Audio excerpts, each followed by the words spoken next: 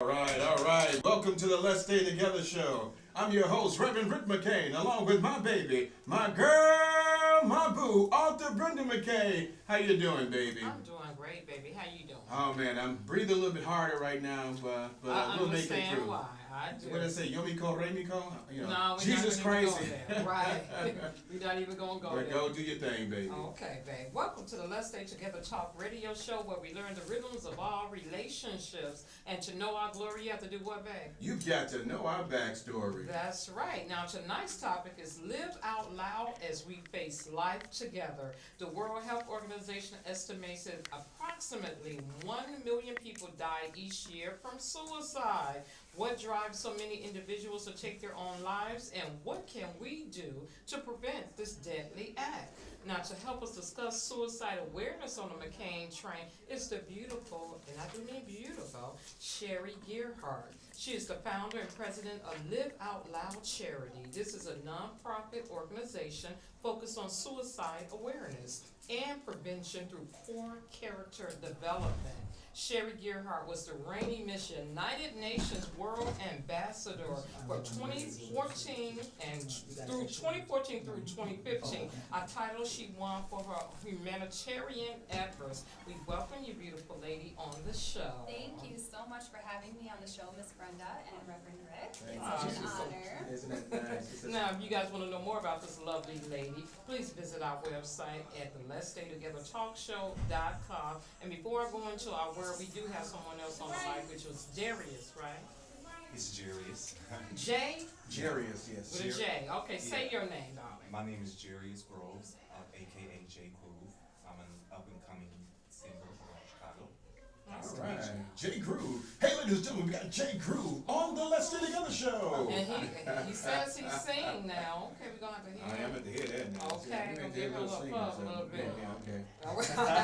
We're going to take it to the word here. Psalms 34:17 through 20 says, when the righteous cry for help, the Lord hears and delivers them out of all of their troubles. The Lord is near to the brokenhearted and saves the crushed in spirit. Many are the afflictions of the righteous, but the Lord delivers him out of them all. He keeps all his bones, not one of them is broken. And that's Psalms 34:17 through 20. And that's what it says about suicide. Suicide. Hey, if you're going to call in, I don't know if you gave this telephone number down, but you can call in right now at 312-754-4333. I'd say hold on for a second because this is going to be such a great topic that we're talking about. And I know Sherrie is just an awesome person. She has a great passion for this, talking about suicide. We joked around a little bit, but we're going to talk about a serious subject that sometimes people just overlook and don't pay attention that much. The numbers of people who are committing suicide is staggering. Sherrie, let me ask you this question. Why is it that it seems like we kind of overlook the numbers of people that are committing suicide? We get to the point where it's almost like, okay, we understand it happens, and we're not looking at it. Why is it that the world now is not paying more attention to people committing suicide? Why is it that they're not paying attention or that they are? They're not. Okay, number one, it has to do with shame. A lot of times people feel very shameful if they lost their loved one to suicide. There's a lot of guilt and pain associated with that, which is why the statistics for suicide are actually skewed according to the Jason Foundation for Suicide Prevention. It has been said that if someone does not leave a suicide note, that it is not counted toward the statistics of suicide. So the rate is actually much higher than what is out there. Also, furthermore, if a parent is ashamed, because a lot of times they feel that their son or daughter took their life, they can tell the police not to report that publicly, and then that can be labeled as something different. Wow, I didn't know That that. was So, interesting. yeah, so you basically saying that it can almost, a lot of it is covered up because of Yes, shame. covered up because of shame and guilt. Furthermore, there isn't enough awareness being brought to this topic, and that's why our charity produces events every month, and every 3 months we produce big events to bring awareness so people can know it's okay to not be okay. It's okay to seek help, and this is where you can go for help, because a lot of times people are suffering inside. They're maybe not even suicidal, maybe they're just depressed. And so we have this big thing in our country that says, oh, you're depressed, whatever, get over it. So Yeah. we forget that we have to stop, listen, talk to one another. And where do we go for help? A lot of times people say, I don't know what to do. That this person said they're suicidal, I didn't think they're serious. We need to educate our students, our parents, our teachers. A lot of times police officers aren't even educated.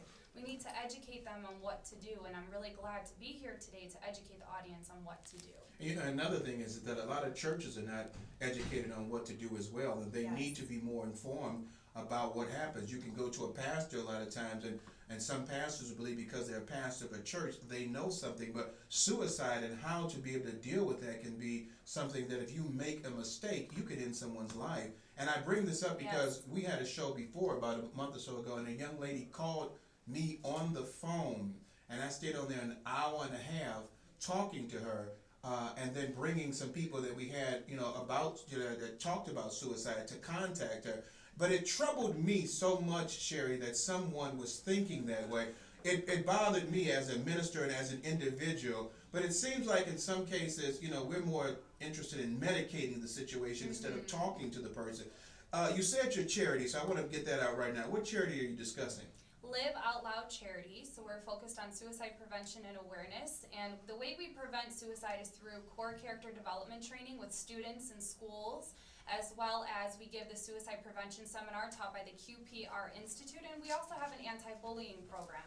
Currently, we have a leadership academy with over 50 spokespersons across the U.S. and we're moving into 6 countries, God willing, this year. And we stay very active with producing events, speaking in schools, and speaking to after-school programs. But I do want to say something, if that's okay. Yes. You mentioned that so oftentimes we're so quick to medicate the problem. And I love the Psalms that you opened up the segment with, because the way that I found my way is through God. When I was going through my hopelessness and my troubles growing up very poor and growing up through struggles, it was through prayer and through my faith in God and my support system, but God first, that I was able to overcome what I was going through. So oftentimes people don't have the support system and they don't necessarily have the relationship with God, or oftentimes they feel guilty, like God doesn't love me for the mistakes I've made. God is a forgiving God, and I love that Psalms that you shared, because sometimes that's our source of inspiration, and that's what I'll share with people when I do my interventions. I'll share Bible verses because that helped me.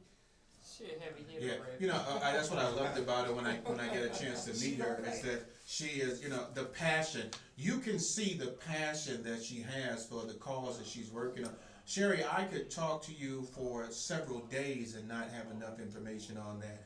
And I know Brenda's got a couple of questions, but one of the things I'm going to do before I go to her, 'cause she's going to have to stop me, because I'm passionate about life.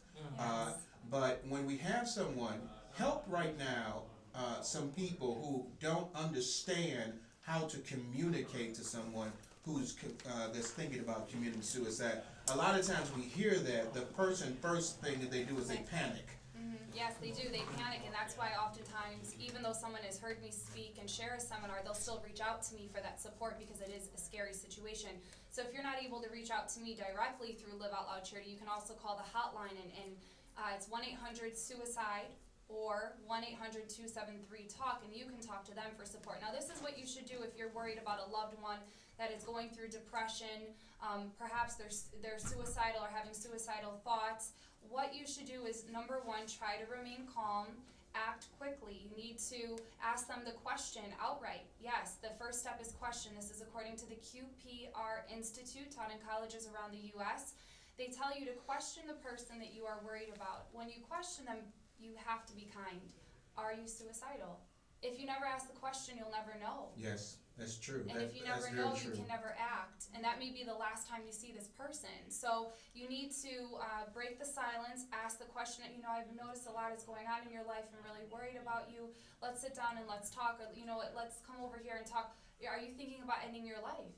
You need to break that silence. A lot of times I'll snap somebody out of it, like, whoa, they notice, they care.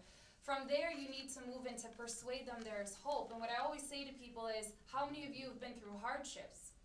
Everybody raises their hand in the room. We've all been through hardships, right? But we're here today stronger, wiser, and better because of it. And we can share our hardships. But what I learned through ASSIST training, which is another suicide prevention program that's fabulous, amazing, is to listen. Listen to the person, because they need somebody to talk to. We're so busy running to work, running to school, trying to meet deadlines. Life is so fast moving with social media, but we need to stop and we need to listen. So question the person, see where they're at, persuade them there is hope, but listen to them. Don't be so quick to throw out solutions. Oh, you'll find a new man. Oh, you'll find somebody new in your life, a new girlfriend. Listen to what they're going through. Give some hope and let them know you were able to overcome it, and then refer them to the hotlines. A lot of times people can't afford counseling.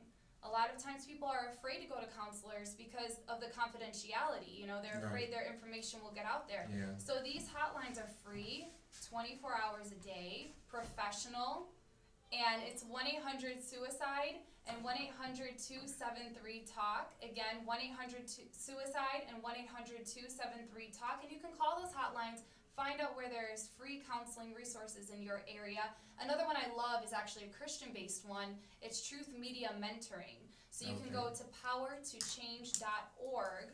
Powertochange.org. I love this resource. It's free, it's confidential, and you can actually have an email mentor. They will email and pray for you. Yeah. And there's 500